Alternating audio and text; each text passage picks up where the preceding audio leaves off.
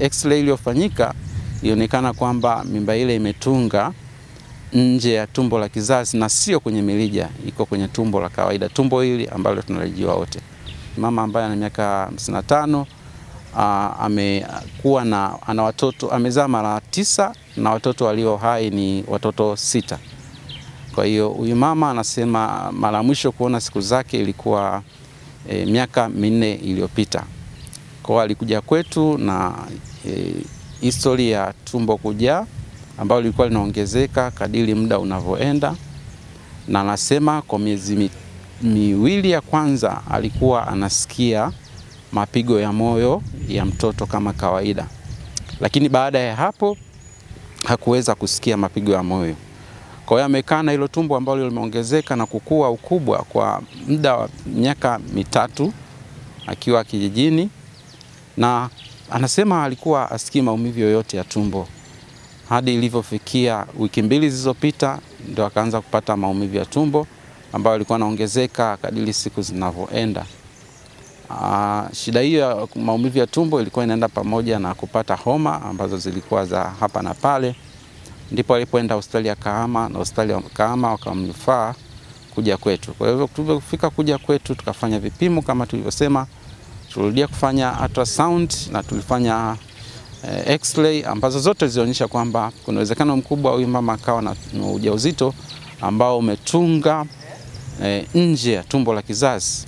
Tulifungua, lakini baada ya kufungua tukakuta kwamba mimba ile ilikuwa imetungwa kwenye yai la kuria au na kitaalamu tunaita ovarian ectopic pregnancy. Kwa hiyo baada ya hapo ikabidi tutoe ovary kwa sababu ilikuwa imeshika na kitoto, na baada ya hapo mama akawa yuko vizuri na anaendelea vizuri. Kwa kama nilivyosema, nasema hii ni changamoto ambazo zinatokea mara chache, ambayo inaweza kutokea mmoja kati ya wakina mama 7,000 waliojifungua. Na hii ovarian ectopic pregnancy au mimba ambayo imetungia kwenye ovary, nasema mara nyingi kwenye hizi nasema mimba ambazo zinatungia nje ya kizazi inaweza kutokea, chance ya kutokea ni kati ya 1% hadi 3%.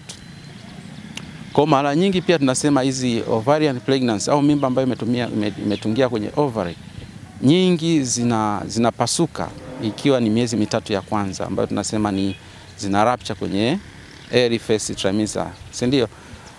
Mara chache sasa sana zinaweza kwenda kwenye second trimester au kwenye third trimester. Kwa hiyo kwa mgonjwa wetu tunashangaa, ni kitu ambacho ni rare. Nasema ni asilimia chache, asilimia kama 3 au asilimia 4 zinaweza mimba kwenye ovary ikakua ikafikia hadi umri wa kufanya nini, wa kujifungua.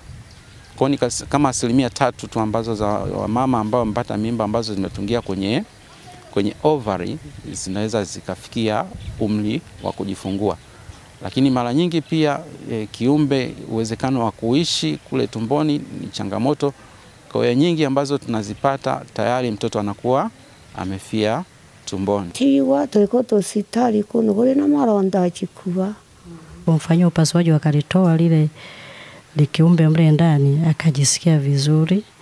Na toka juzi alikuwa anasikia vibaya, lakini leo toka amemwondoa ile mpira aliyokuwa nayo anajisikia vizuri, na leo amelala usingizi mzuri.